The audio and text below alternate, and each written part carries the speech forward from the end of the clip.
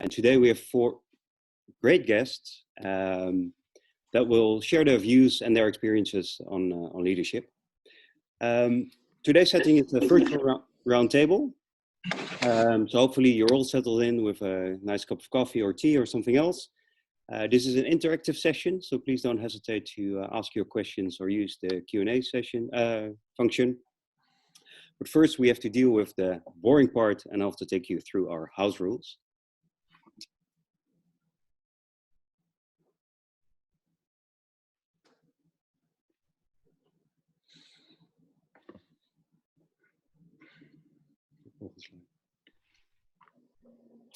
Okay, so when you're in the audience, your microphone is muted. If you have questions, please use the chat option or the Q&A option.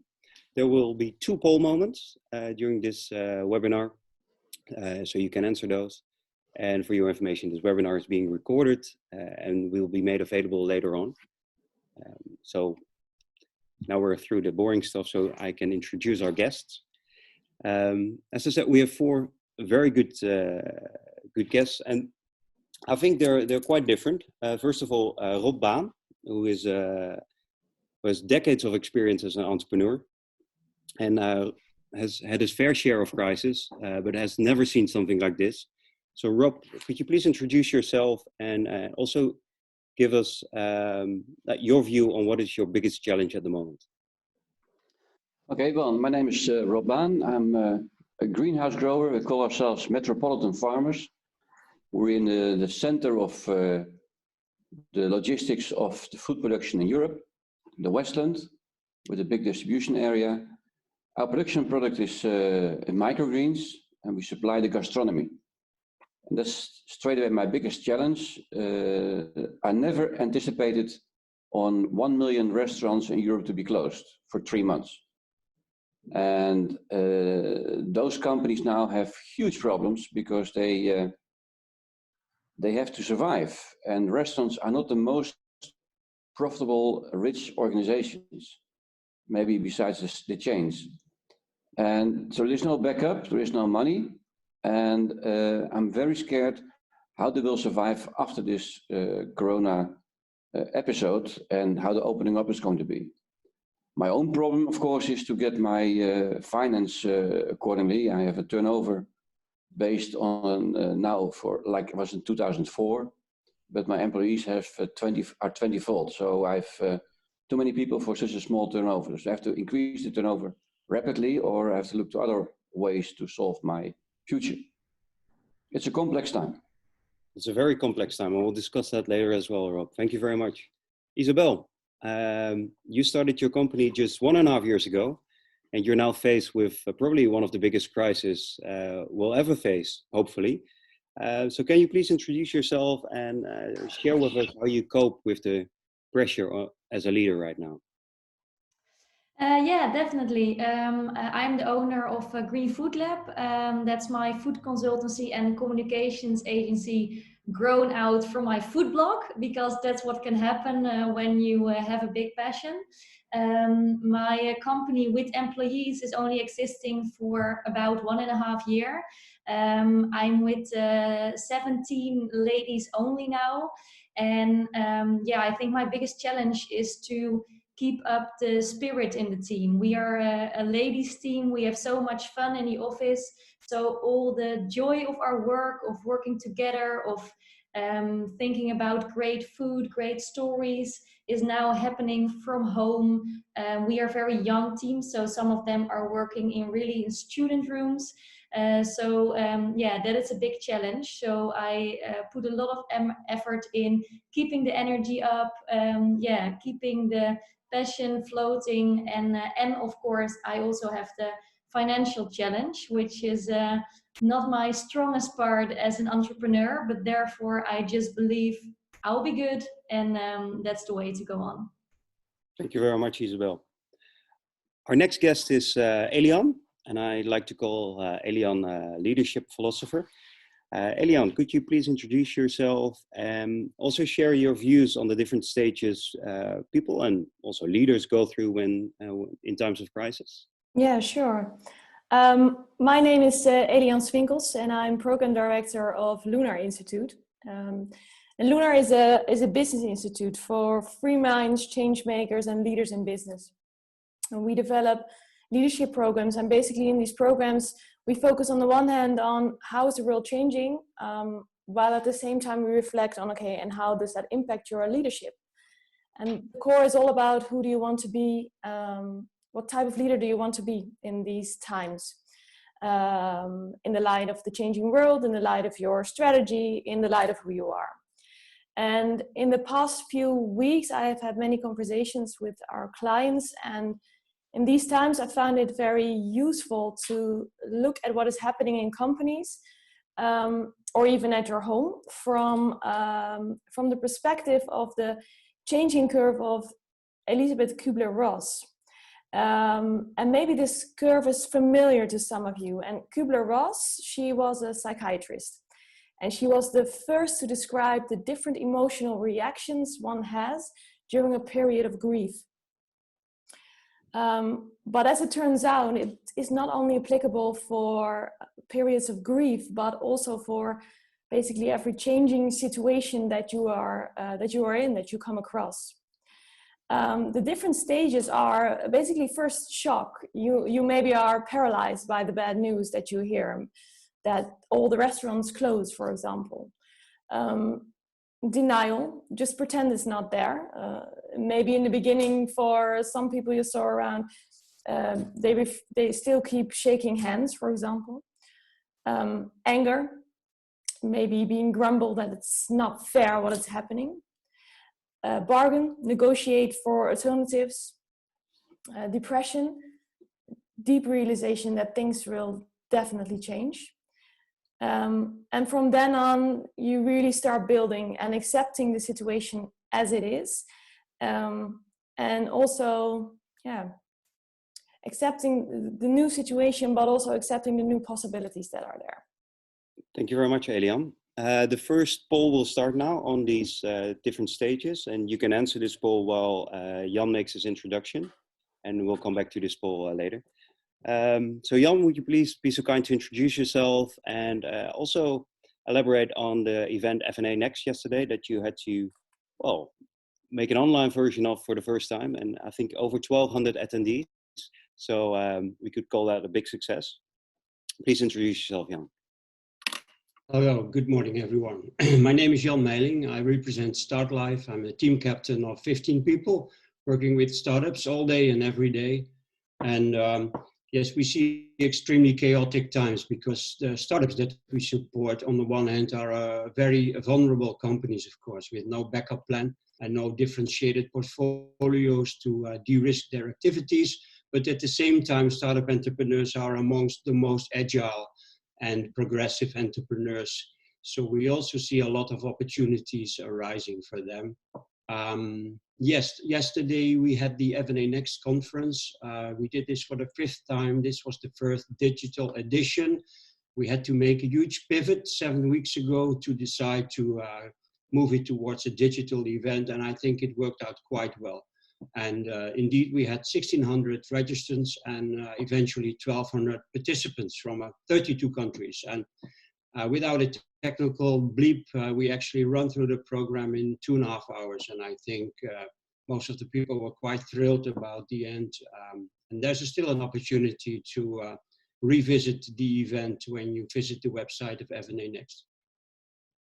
And can you maybe share some of the takeouts you have on leadership or entrepreneurship that you've taken out of F&A Next yesterday? Yes, right. So amongst the audience, there are a lot of investors, a lot of entrepreneurs, and a lot of corporates. And the perspective of the investors was slightly pessimistic. They expect maybe the same amount of deals in 2020, but of a smaller size. So that way investors might de-risk their activities. The corporates were a little bit more balanced in their view because they also see that the consumer attitude is moving towards health, it's moving towards delivery, it's moving towards affordability as well. So for example, Robert de Vrede from Unilever expressed the fact that Unilever is in full motion to address these 3 trends. amongst the consumers to be able to adapt to the current circumstances.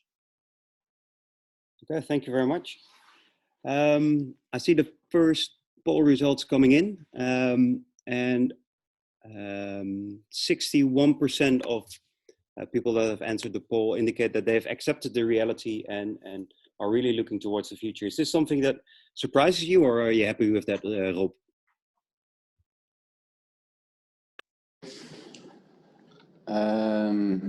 Well, I cannot accept the reality yet because there's no reality. The restaurants are still closed. So I don't know. I'm still waiting on the results. So I cannot accept the reality. If I have to accept it now, I have to fire 300 people. So I'm not accepting the reality yet. So what would be your advice for those leaders that are faced with this crisis at this moment? In Holland, we have this saying: if you're shaving you, you have to sit still. I don't want to be shaven, so I don't sit still. And what I'm trying to do is help those restaurants to get their income. And in the same time, make sure that they don't forget me, because we are in this trouble together. And the other part, what I really like to emphasize, and that's maybe accepting reality, is that health is becoming more important. But then I talk about the true health. I'm quite shocked about all the European committees talking about Corona. I heard nobody say, prevent the disease, get yourself better, make sure you don't get diabetes too. And if you have diabetes too, try to cure it as quick as possible, because then you have more resistance. So I fully believe that if we are going to focus on the health part, there's going to be help. The word restaurant is coming from restoring your health, something people sometimes forget, but restoration is a word from 1765, from France, restaurer. And many restaurants forget that the word restoration of your health could be a very nice new dimension.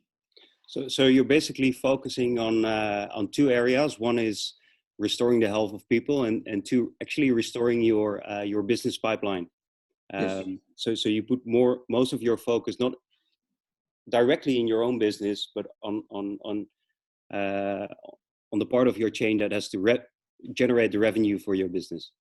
Well, when you get this crisis where we're in, the first thing is you're thinking, what do I do wrong? Where do I miss the boat? What is my business model wrong?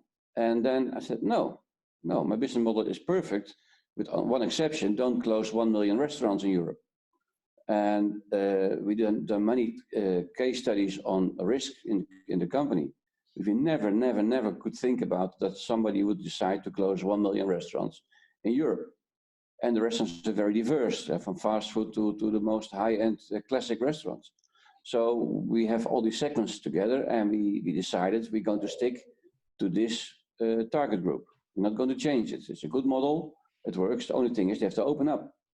So we'll do that. And Isabel, is this also something you are doing, focusing on the turnover part, or are you very much looking at changing your business model? I'm definitely not changing my business model. I have also seen that my business model is quite future-proof because we do a lot of digital, a lot of social, a lot of online. So actually, most of our campaigns are continuing. And even we, of course, work for the food clients, which well, not like Rob for restaurants, but more for the retail suppliers. They are, of course, now super busy, so they have a totally different challenge. But also for them, like maybe events, sampling, tastings, real life activations, they are not happening, and we are trying to support them by finding other online ways how we can help them do their marketing in the end. So on one hand, I'm trying to keep the energy up in the non-existent office. And on the other hand, I'm trying to help clients to come up with new creative ways to do their marketing during Corona. And lastly, I'm trying to use this quite peaceful time to reinvent Green Food Lab a bit, like do all the thinking about our future, about very common things like upgrading the website. So I'm trying to prepare to come out of Corona stronger. It's very, very good to hear. And Jan, hearing these two entrepreneurs, is this something you hear more often with startups as well? Or what is your take on this? Yes, very much so. Again, most of the startup entrepreneurs don't have a differentiated product line to de-risk their activity. They're often very monodisciplinary in their business proposition.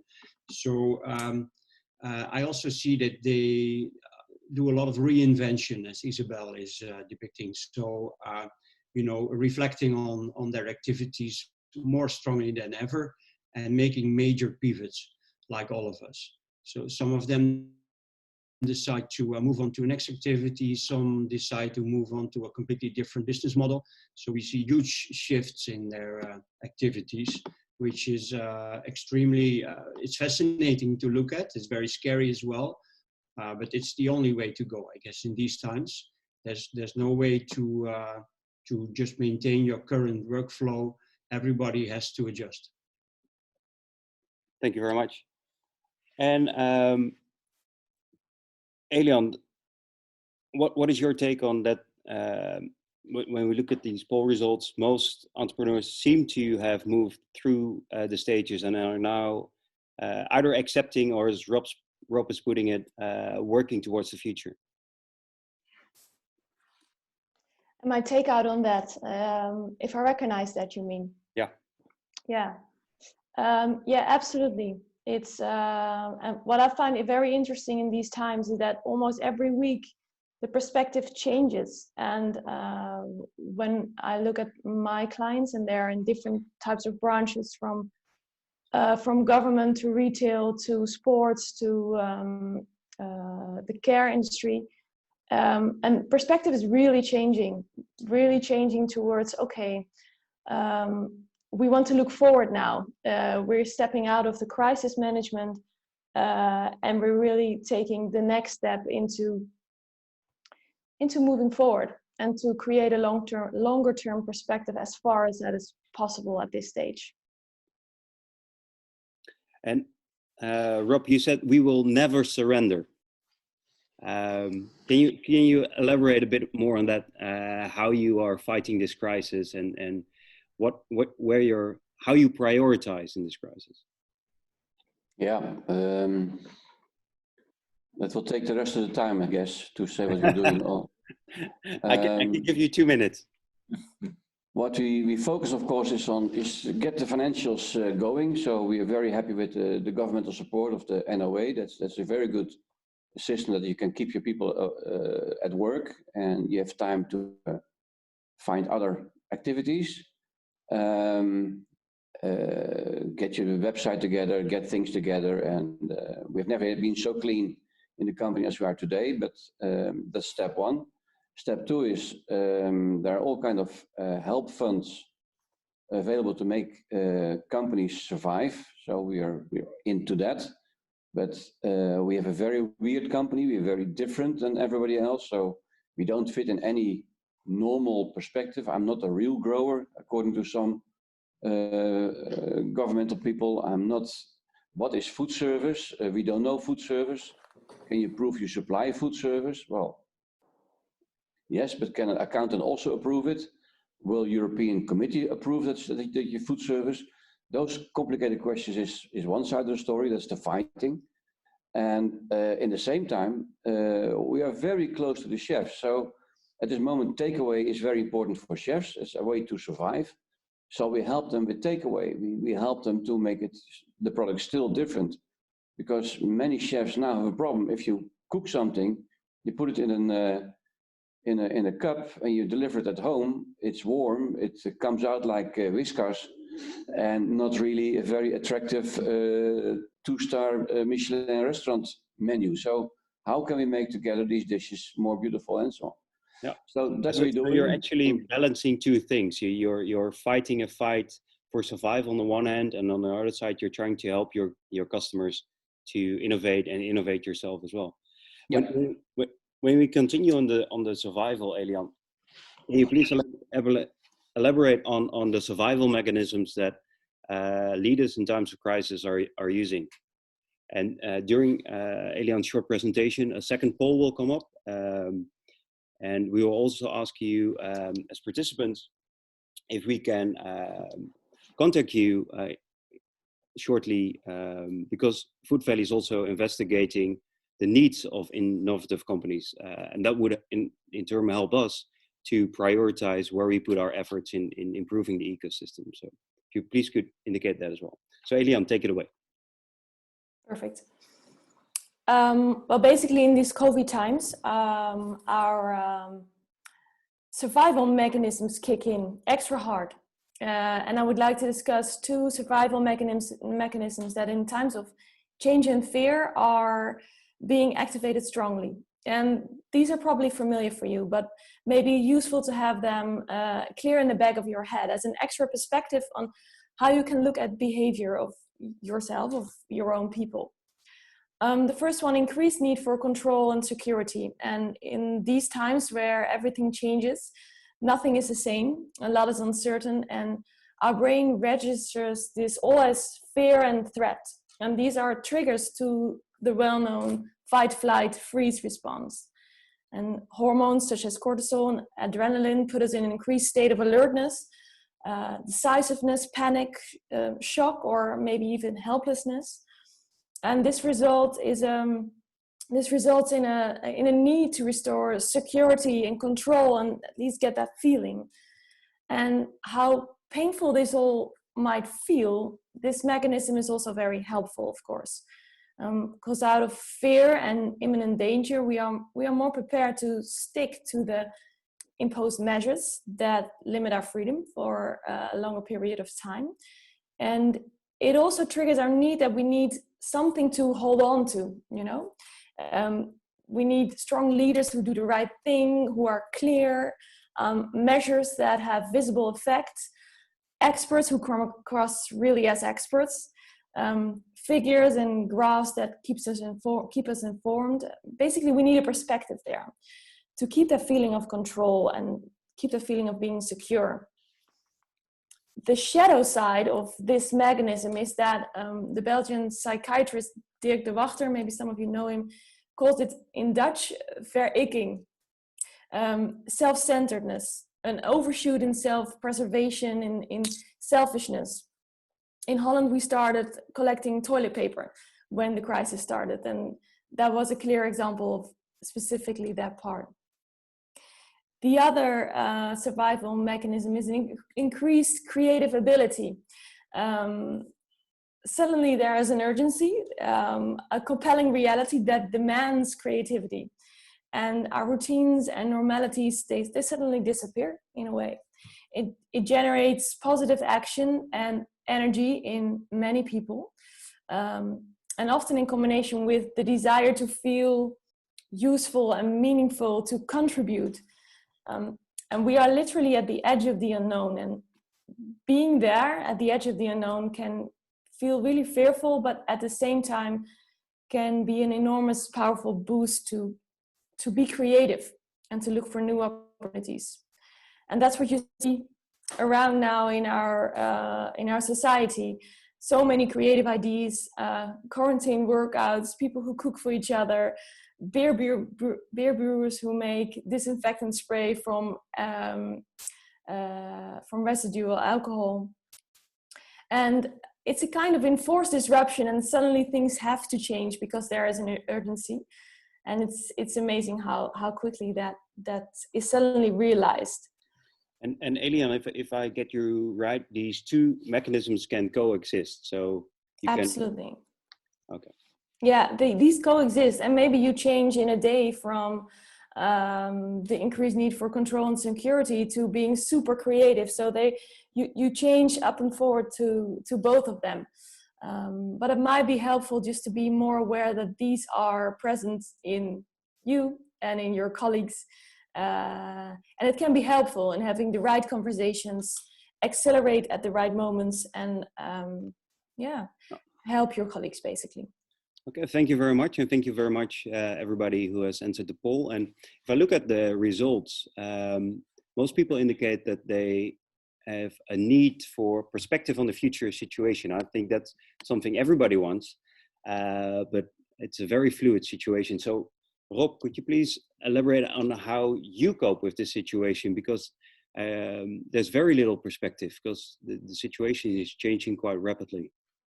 No, but the restaurants are going to open up. The thing is now we have to do a triage to find out which companies survived, which wholesalers survived, and we're finding out we lost already quite a few in Europe.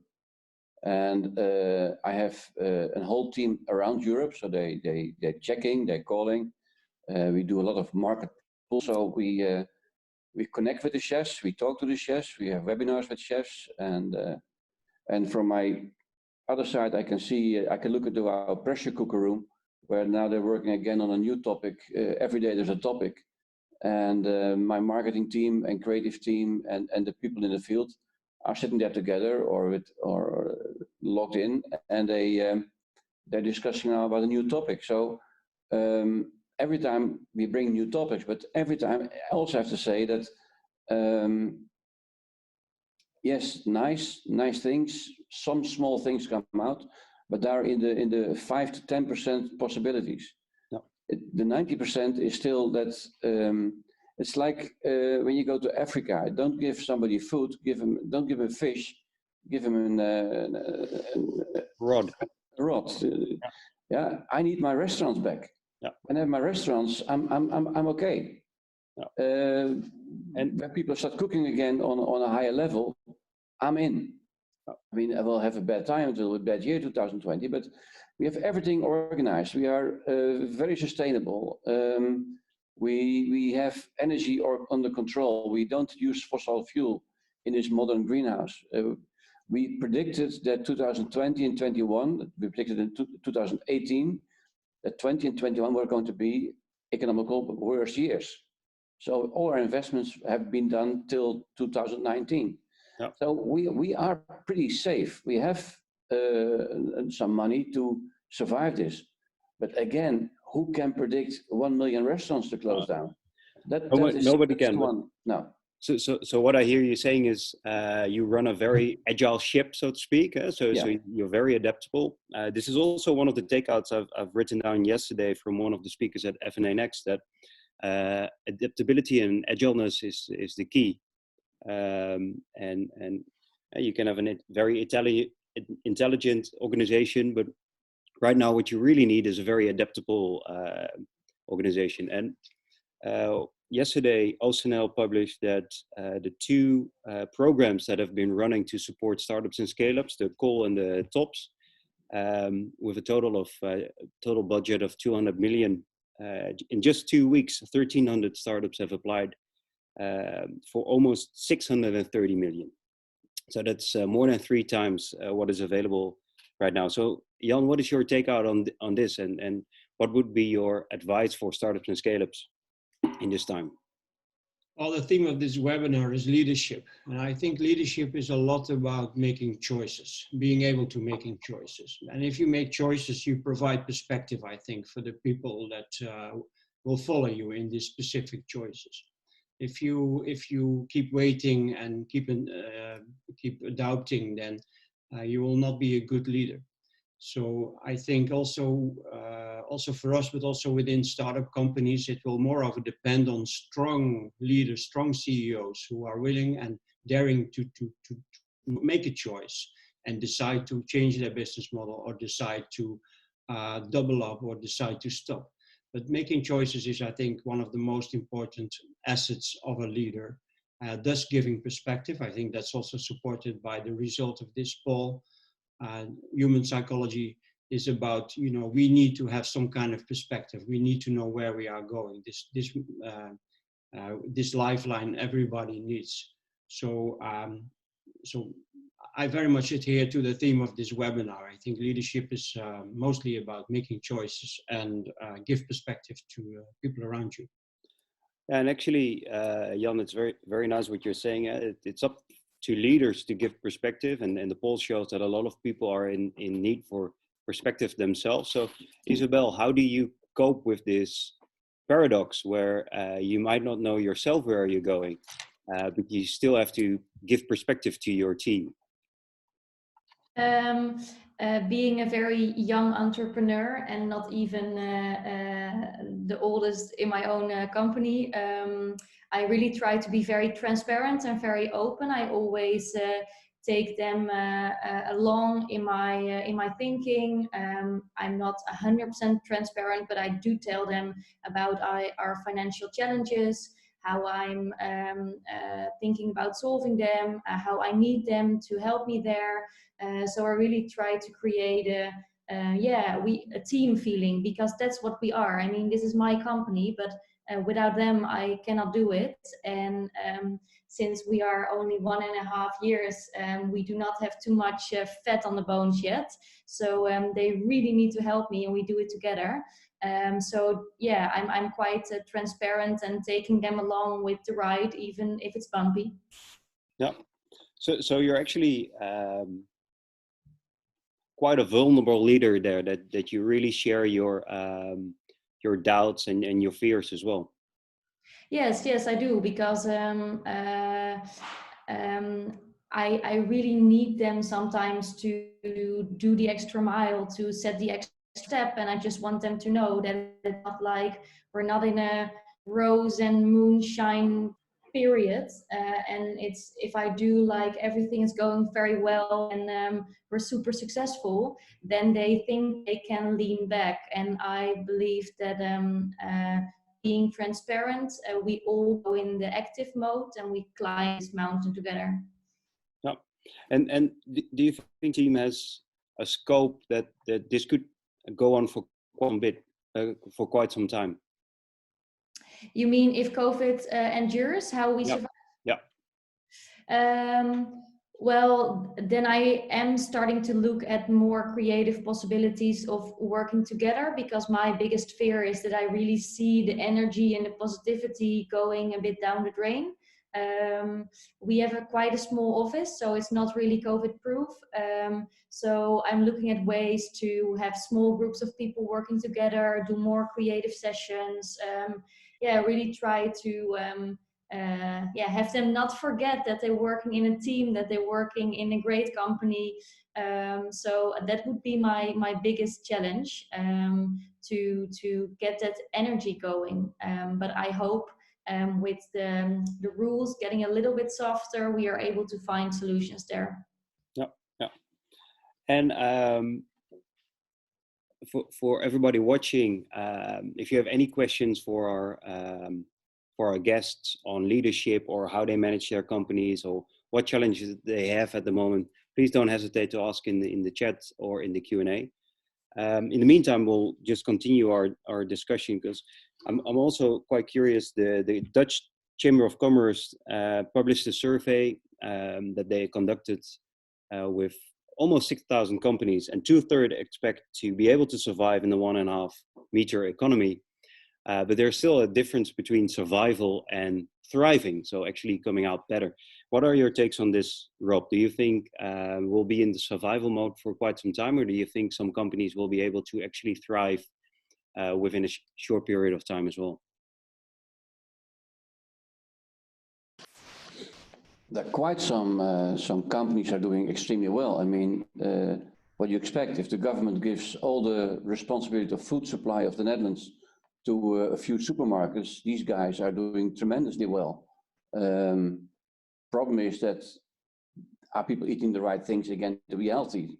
That's my biggest worry. And if you try to connect to the supermarkets, they're not interested at all at this moment, because they are so busy with collecting money and getting their shelves organized.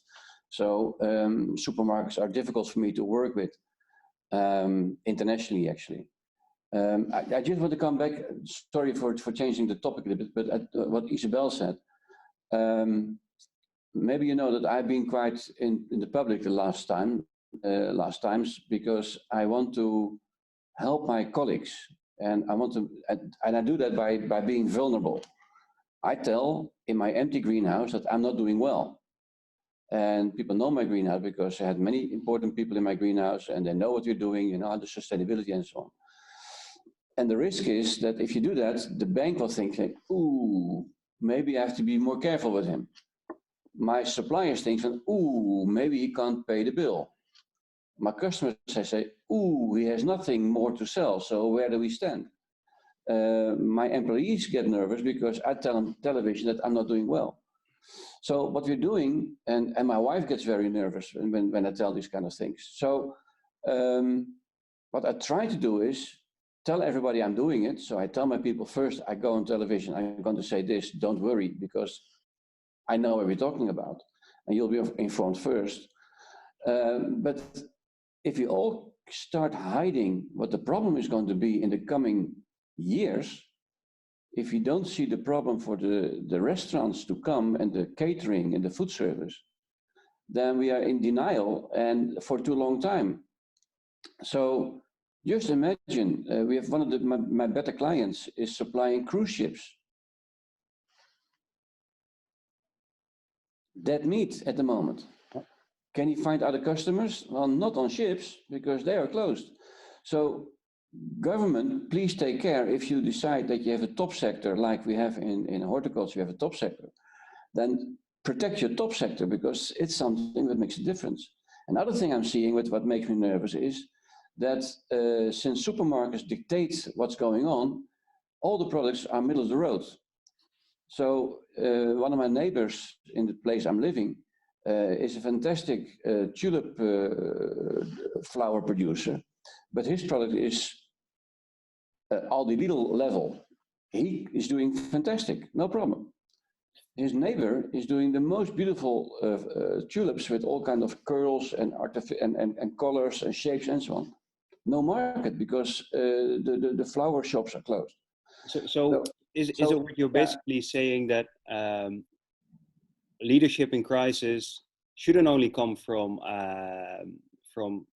entrepreneurs and companies, but we also need a government that paves the way with a certain type of leadership and gives perspective, and maybe even use a crisis to change some of the legislation and regulation that there is in the sector?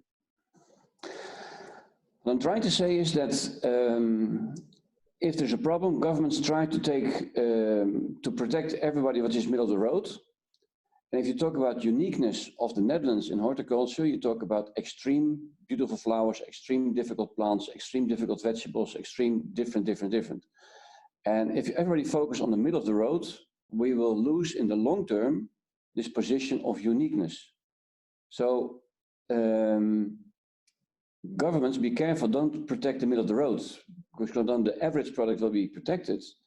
But the specialities, the difference will be gone for a long time, and that demands some boldness of governments to say, okay, we're going to take this sector and we're going to work on it. Yeah. And we are very smart. We have many top sectors in the Netherlands. I'll focus on that and make it happen. Yeah. And so I also hear your fear that through this crisis, we don't only lose restaurants and other businesses, but we might also lose our competitive edge worldwide. Yeah. And Isabel, as a leader, you're the top woman of your company. Where do you go to when you seek advice or reassurance, or how do you make your own perspective, and where do you find your ideas?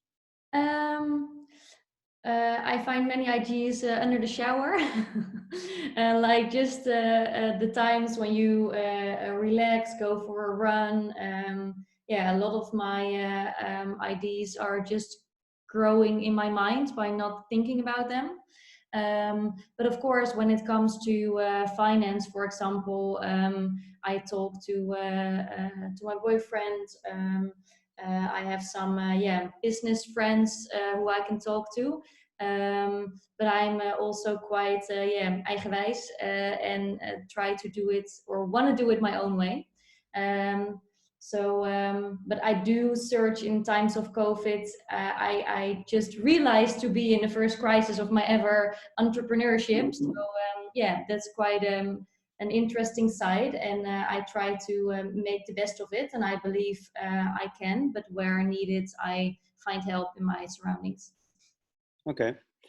And we have a question from Chris, and he actually asks, knowing that the COVID crisis isn't likely to be solved in short notice, what would you advise companies that are in survival mode? Because governments can take a role right now, but the role government is taking, is that really an option for the longer term? What is your take on that, Jan?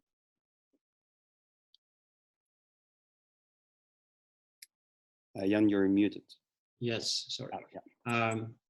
So I think the question maybe already have been answered to some extent. I think one of the advice that we have here resonating in this debate is that it's a lot about making choices, giving perspective to your clients, to your team, to your suppliers, and to find a way out.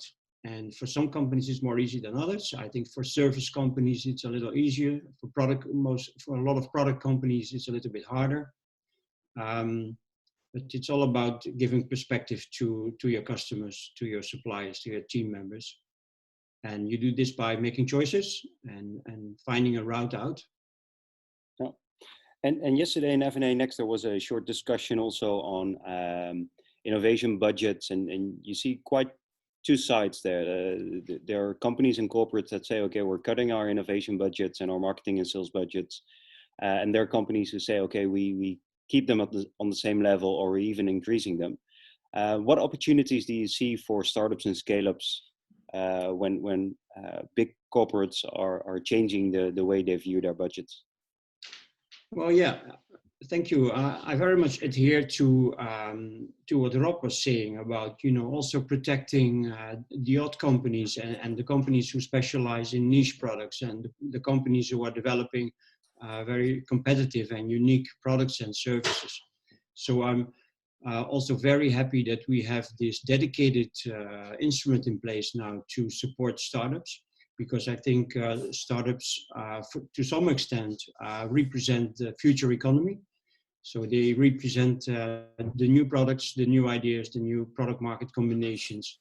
So these vulnerable companies, I think, need special attention, because when we get out of this, we still need to be very competitive in the Netherlands and in the Food Valley. And if we neglect the most vulnerable and the most odd ones and the most crazy ones, then we might have a problem in a couple of years. Protect the crazy ones. That's very nice. And Rob, there's people who think everything will become normal again, so to speak, in a couple of months. And there are quite some people who say, okay, everything will never be the same again. What is your view on this? Sure. Look, I worked in China during SARS times. I was in Japan in the biggest E. coli explosion in Japan, 1997 or something. We have been through the AHEC crisis in 2011 with our company. There always becomes a new normal. But what's normal? And don't ask me, because I'm not that normal. So the good thing what we're doing is we're producing food. My company, we make food, and I make contents and I make health. So far, I've been emphasizing a lot on the health part, but never been listened to. I really hope that governments and consumers and doctors are going to say, yes, we can find a cure against COVID-19 or other COVID, so what's more to come. But the most important thing is to protect yourself with your resistance, build up resistance, and human being exists 170,000 years. We haven't modified much, nothing actually. And we are made to eat plants, and we are made to eat big amounts of plants and a small amount of animal protein. And that gives you resistance, that makes you stronger. And so if you hear that many COVID-19 victims are diabetes 2 or obese or whatever, that's interesting to know that if you cure yourself or prepare yourself, it's an interesting market. So I think that the health part, again, the word restaurant, is becoming an important thing in the future. So it's not going to be normal, but normal is later on, the new normal is normal again. So, yeah. So I very much also hear you saying, and actually calling on everybody, not just entrepreneurs and governments, but also individuals to take responsibility and change their way of living for the better. Actually never wasting a good crisis like this one, and becoming healthy and rethinking the lifestyle choices they've made in the past. Yeah, but I proposed to the government, I said, look, my greenhouses are empty. I have the best trained staff in the world. It's the most modern fossil fuel-free greenhouse.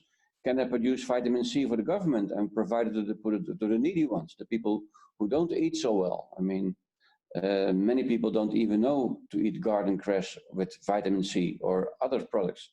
They don't even know that vegetables are healthy because not told to them. We don't educate people for two generations now on the importance of food.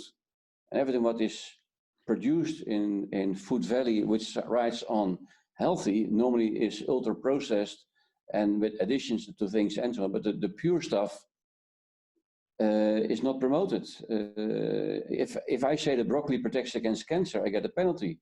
It's hanging in my corridor. So yes, I want to make sure that this crisis will make people aware that you can do a lot for yourself to protect yourself against diseases. So resistance is a big thing. Yeah. And resistance starts with good food and a good lifestyle. Not with products which says it's healthy, because normally when it says healthy, it's not healthy. No. We have a question from Matteo, and we're going to unmute you, Matteo, so you can ask your question yourself, and maybe you can also indicate which person you want to ask the question to. Is that okay?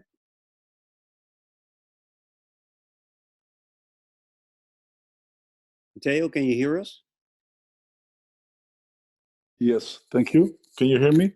Yes, loud and clear. I would like Jan to answer from Start Life this question. One, we are talking about creativity, and I agree that creativity is a very important, and diversity, because the problem I believe that the COVID-19 is not the cause of the crisis, but the way we deal with it. Okay. And one aspect that we see is that there's many monoculture in business. Now, creativity is very important. However, I see that the government is subsidizing innovation, and mostly technical innovation, but it is creativity that create products that actually are embraced by the customer. And creativity is not subsidized by the government.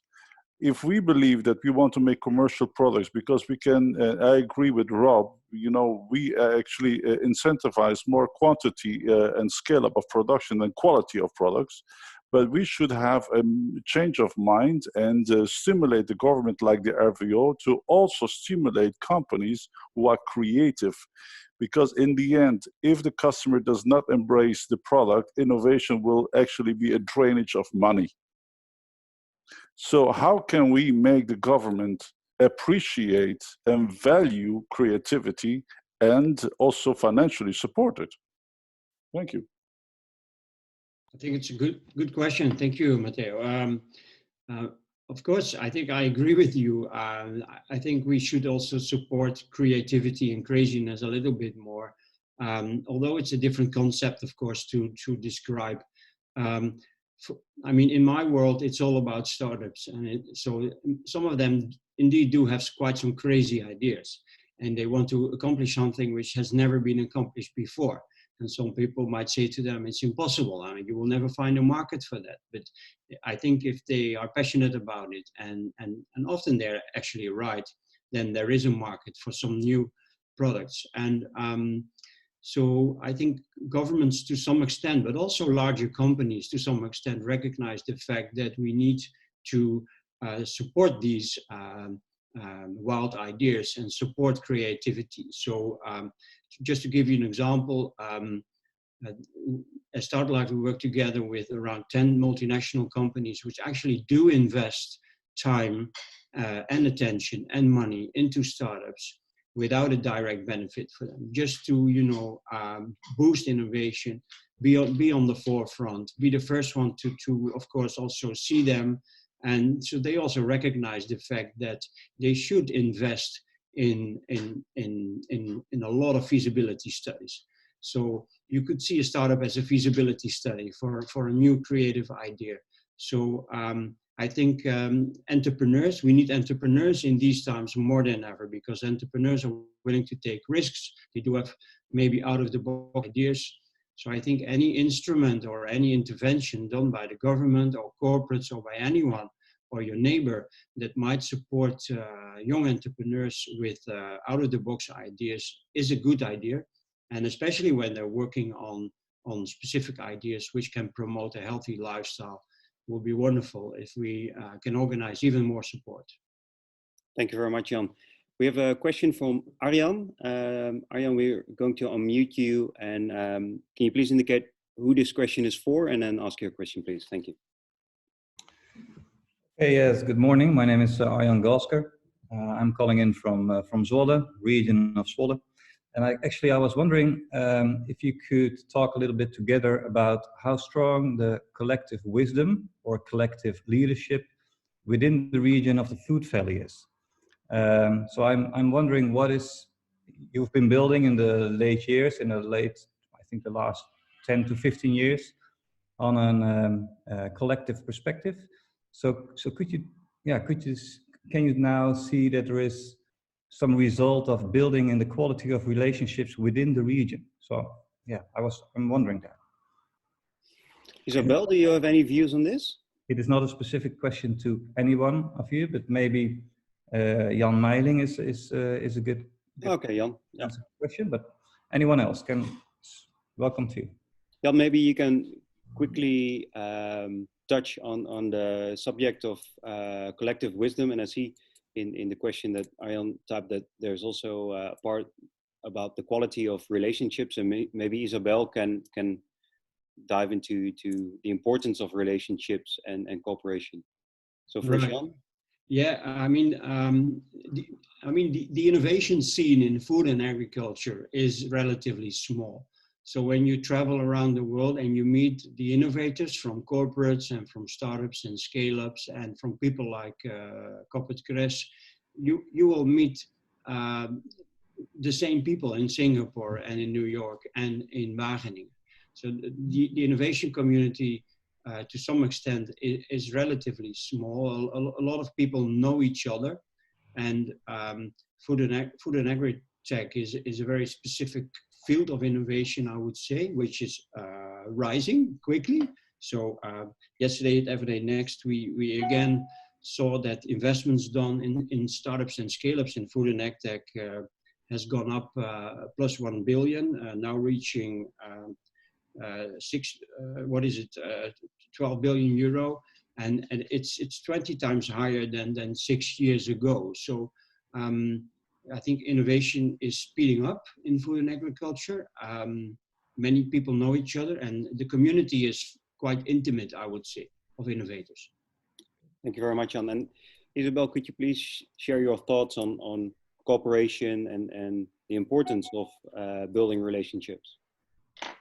Yes, I think that's of course highly important, and also like Rob was explaining, I find it a very beautiful example. Like currently in his crisis, he is trying to help the restaurants to do the best takeaway, and I think that is a great example of how food industry is super interlinked, and all parties, should be helping each other. And I think Food Valley has a great ambition to work on those relationships and make them even stronger in the upcoming years. But I think there is already a great base, but also still way more opportunities to conquer for companies to help each other survive and thrive, mostly on the topics of healthier, more plant-based foods. Thank you very much. And if I may? Yes, of course, come. You might all know that I'm not that much a big fan of Food Valley, because I'm not in the ultra processed league. I'm in the fresh league, and I think Food Valley, very much linked to Wageningen, doesn't pick up human health as an issue. Food Valley is taking animal health as an issue, is making efficiency as an issue, is processing making an issue, but the why of agriculture is feeding the world, and the why of horticulture is maybe curing the world.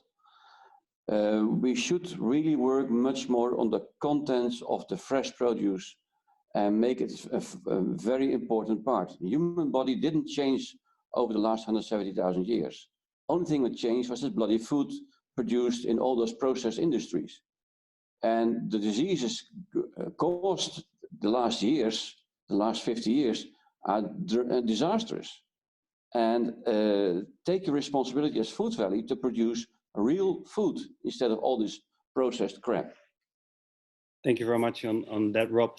And I think the fact that you're sitting here today and that you're so open about your views really helps also to bring this discussion to life in the Food Valley region. And Elian, we have a couple of minutes left. I would want to pick your mind on Arjan was asking about how strong is the collective wisdom or collective leadership, and what are your views on creating collective leadership in any region? Mm-hmm. My views on that is what is really important now for leaders in general is have time to self-reflect in order to have more clarity and focus. And I once heard a Dutch anthropologist share a story about a leadership lesson she learned from a priest or a leader in an ancient tribe. And that he said, in times of crisis, leaders need to eat first, which basically for him meant take good care of yourself, protect your own vitality, so you are able to lead in the battle and make tough decisions and protect your tribe. And if you do that for yourself, then you can really contribute to the collective wisdom in every region, basically. So, well, that's almost a great closing remark. Thank you very much, Elian. And with that, we've come to the end of this session. I want to thank all our guests and all participants for asking your questions. I think we have some really nice takeouts.